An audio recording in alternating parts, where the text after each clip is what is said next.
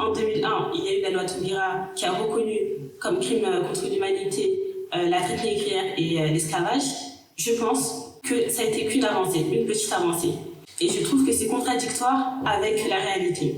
Car lorsque je me balade dans la rue et que je vois des statues de Napoléon et de Louis XIV qui a été à l'origine du Code noir, moi personnellement ça me révolte. En voyant ces statues-là, on va pas se mentir, la première chose qui nous vient en tête n'est pas de savoir qui est-il, mais ça doit être un grand homme. Pourquoi cette statue est là?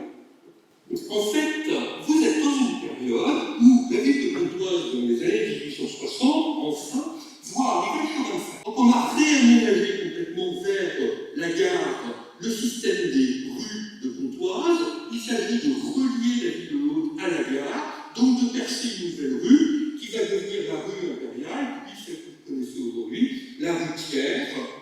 Donc c'est presque par hasard que la ville, en fait, estime faire une bonne affaire en récupérant quelque chose qui puisse décorer, à proprement parler, le côté de l'église et le sommet de l'escalier dans ce réaménagement important là, d'autant que la statue est donnée gratuitement. En d'autres termes, vous avez affaire à une statue qui est encombrante, mais encombrante pas plus que ça en réalité. Vous avez vu telle qu'elle a été conçue par les prédécesseurs de la mairie en 1869. En revanche, là où le problème il y a vraiment, vous avez vraiment constitution d'un cartel qui est négationniste là, et c'est un cartel récent, et là ça pose vraiment problème. Et vous voyez, elle est près de la gare, cette pelle Starck, et paradoxalement, cette pelle, elle est quand même très loin de la statue. Laissé sur cette plaque, il s'acquitta remarquablement de sa tâche avant d'être terrassé par la fièvre jaune en 1802. C'est ne pas dire l'échec de la restauration de l'esclavage, c'est occulter les résistances, c'est occulter les combats, c'est occulter la douleur, c'est occulter les larmes des descendants des Haïtiens et Haïtiennes, des Françaises et des Français d'aujourd'hui, c'est enfermer les descendants et les descendantes dans la déploration, dans l'infériorité et le silence.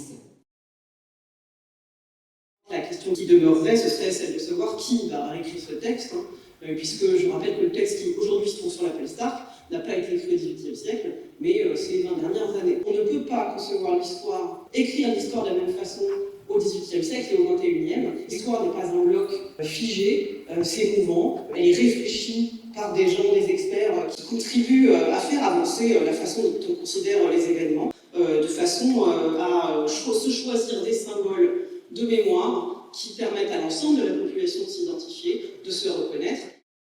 Le débat n'est pas de est-ce qu'on enlève la statue de Leclerc ou pas. Enfin, d'après ce que j'ai compris, vous souhaiteriez qu'on l'enlève, c'est ça?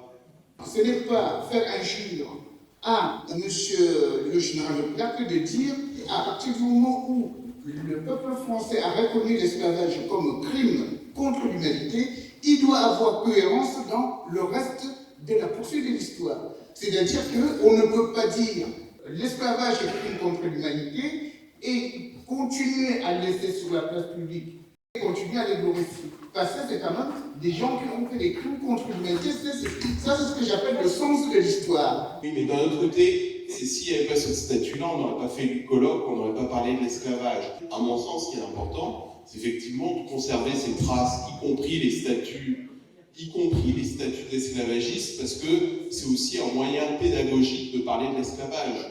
Si on fait disparaître toutes les traces de la colonisation, enfin c'est ce que disent Glissant, c'est ce que disent d'autres, c'est le meilleur moyen d'effacer le passé.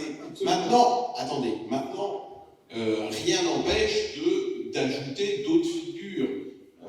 Mais moi, à mon sens, il faut que la statue reste et qu'on explique que ce monsieur, il a commis des crimes de masse à Saint-Domingue.